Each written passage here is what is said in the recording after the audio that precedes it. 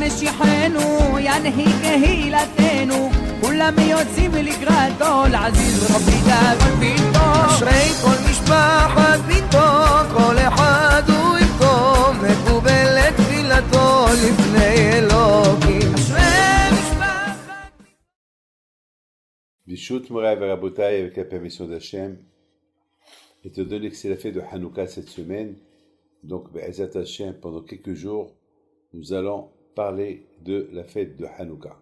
Je vous souhaite une bonne journée, que le mérite de Rabbi Haim Pito soit avec vous, Be'ezat Hachem. Vous savez que Hanouka, la fête de Hanouka, elle est beaucoup aimée. Surtout, elle est aimée par les enfants. Alors, bien sûr, on va dire que les enfants, ils aiment la fête de Hanouka parce qu'on leur donne des cadeaux de Hanouka, parce qu'il y a aussi les beignets d'Enet, les beignets qu'on donne à nos enfants pendant la fête de Hanouka. Donc, vous savez qu'il y a ce qu'on appelle la concurrence des beignets. Chaque maman, elle essaye de faire des beignets à sa façon. Aujourd'hui, c'est la mode, les beignets avec du chocolat fondu à l'intérieur. Et bien, ils sont pas mal, hein? Parce que nous, au Maroc, on a mangé, au Maroc, on a Algérie, en Tunisie, on a mangé les beignets comme qu'on a connu, ils sont un peu tordus, et c'est, chacun, comment il fait ses beignets. Mais maintenant, les beignets commencent à devenir, c'est à la mode maintenant, c'est modernisé. Les beignets modernisés. Maintenant, il y a des beignets avec du sucre, avec une pâte un peu moins forte, moins de levure, et surtout maintenant, chez le chocolat, il y a du chocolat, toutes sortes de chocolat. Il y a beaucoup de chocolat. Il y a maintenant même le grand, comment il s'appelle, le grand cuisinier, le nôtre, lui aussi, il fait ses beignets. Une fois, Zamac, j'ai reçu une boîte de beignets, je me rappelle à l'époque, et c'était le nôtre. Alors je me suis posé question, pourquoi il n'avait pas écrit le vôtre? Parce que toujours ça reste le nôtre. C'est-à-dire que celui qui l'a fait, c'est toujours à lui. C'est-à-dire que même que tu l'as dans ton ventre, c'est toujours le nôtre, c'est à lui. C'est pas le vôtre. Pourquoi? Parce que c'est comme ça. Il n'y a pas de raison. Dans la vie, le mien c'est le tien. Pas le mien. Le mien c'est le mien et le tien c'est le mien. Non. Mes amis, c'est pas ça la raison pourquoi Hanouka, c'est uniquement pour les beignets, pour les cadeaux. Non. Hanouka, il a un autre sens. Hanouka, c'est la lumière. Vous savez bien que les enfants, ils adorent la lumière. Je me rappelle, lorsque on était en France, on habitait en France, je me rappelle, souvent je passais les Champs-Élysées, il y avait là-bas des millions d'ampoules, les ampoules, et partout on voit là-bas des arbres, les arbres avec beaucoup de lumière, et voilà,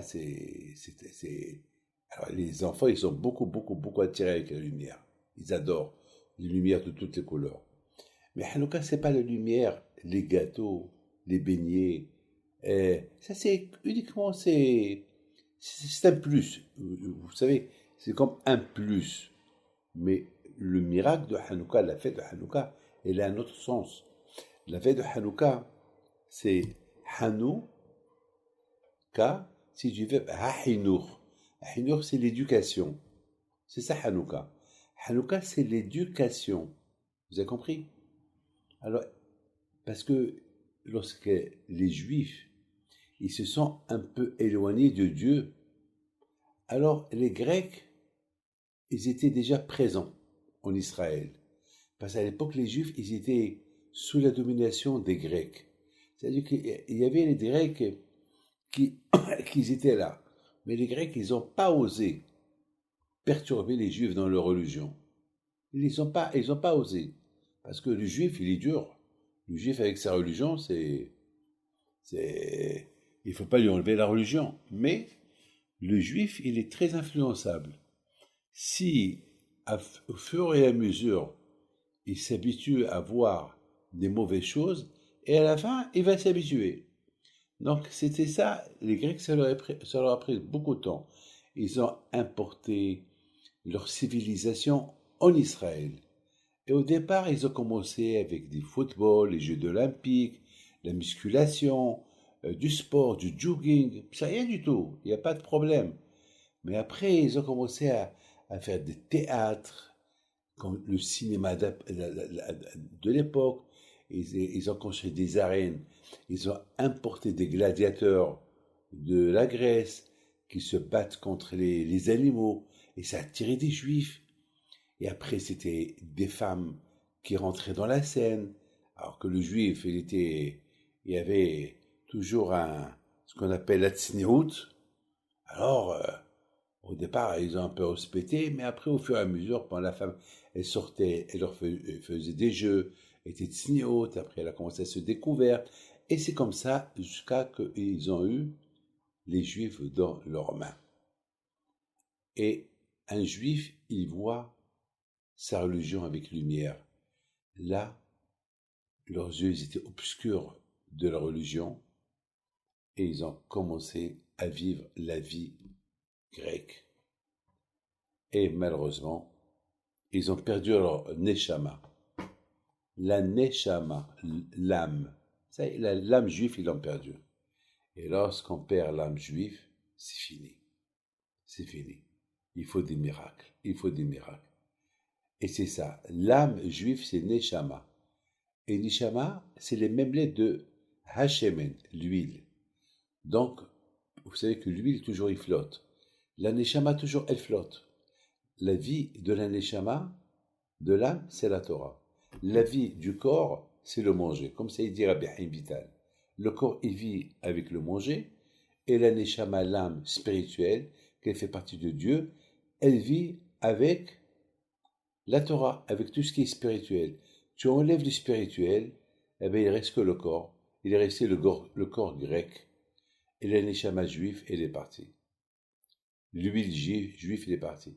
Donc c'est ça le miracle de l'huile.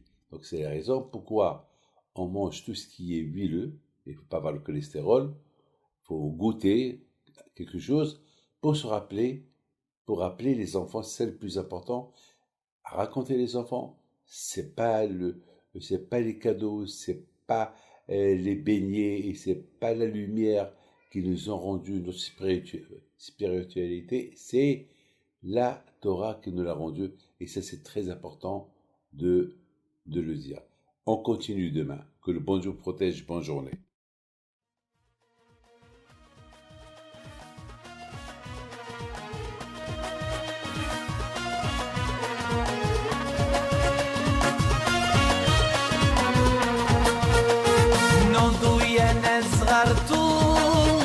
على ربيع يمكنتو وقف لنا زي خوتو يا وز خوتو